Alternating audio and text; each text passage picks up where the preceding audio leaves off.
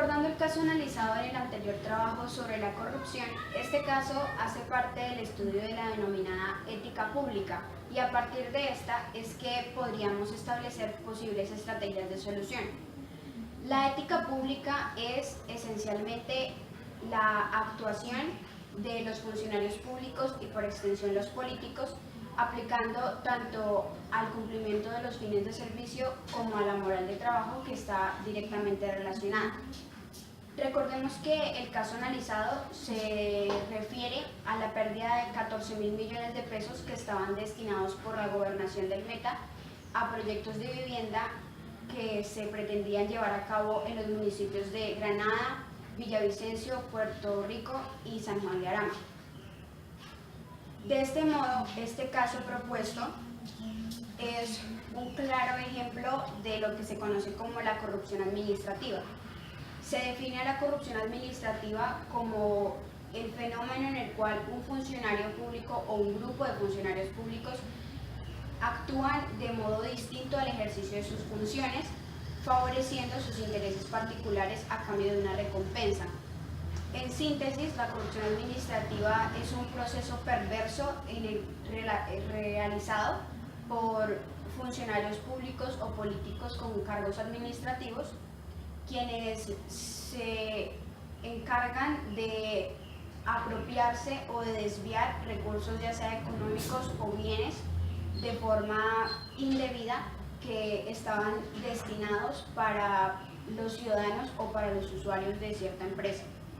En el caso que hemos citado, se tratan de ciudadanos.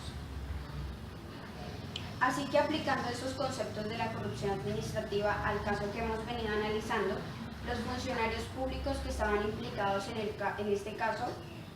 fueron quienes no ejercieron sus funciones de acuerdo a lo que debían realizar, sino que pusieron en primer lugar su bienestar personal por encima del bien común y del bienestar social, que es lo que deberían velar desde sus funciones.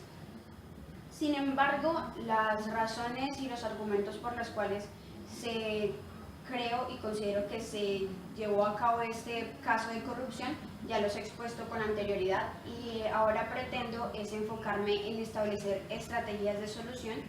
que permitan evitar a largo plazo casos como estos. Así que considero que la corrupción, para combatirla es necesario aplicar estrategias que ya se han mencionado, pero que solo se han quedado en la teoría y no han sido llevadas a la práctica. Estrategias como la creación de leyes rígidas, educación ética para las generaciones futuras, mecanismos de control y previsión frente a los casos de corrupción y a los corruptos, son aspectos que se han mencionado vez tras vez, pero que no se han llevado a cabo de la forma en la que debería. Sin embargo, la razón por la que estas estrategias no han dado resultados no es porque sean las equivocadas, sino es porque no han sido aplicadas de la forma correcta. Así que, analizándolo desde la perspectiva del caso que he venido analizando, sobre la pérdida del dinero invertido en los proyectos de vivienda,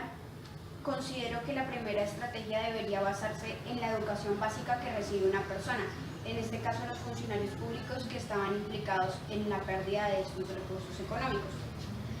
Estos funcionarios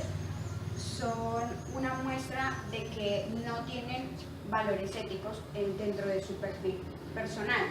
Si los funcionarios no carecieran de estos valores, no hubieran antepuesto su interés personal por encima del bien común y del bienestar de la sociedad,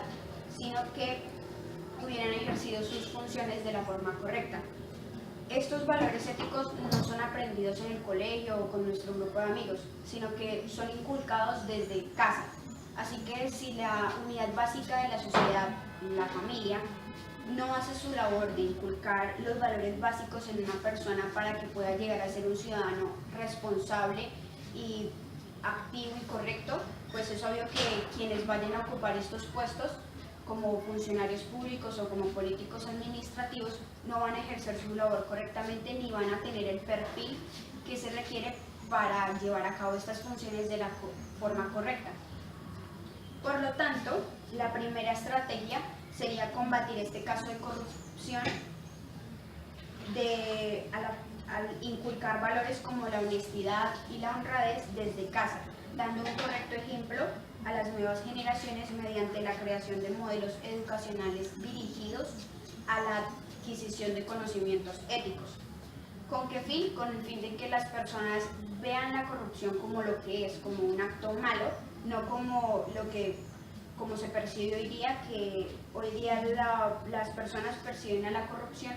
como una cuestión de aprovechar oportunidades y no como lo que es una falta de ética y el pasar por encima de las personas que pertenecen a nuestro entorno. Sin embargo, debo admitir que esta primera estrategia, este método, no es tan fácil de aplicar, por lo tanto se hace necesario una segunda estrategia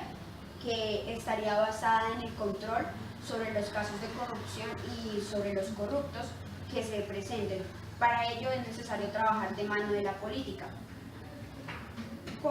Ya mencioné el control. El control debe ser ejercido por la política al aplicar leyes y normas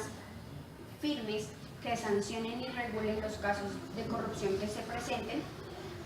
así como también crear mecanismos de control reguladores que contribuyan a generar conciencia y una actitud ética entre las personas para que no les quede duda alguna de combatir la corrupción y a los corruptos. Y como tercera estrategia es necesario implementar el cambio de mentalidades y la creación de una cultura organizacional, teniendo como base la capacitación de los funcionarios públicos en la ética,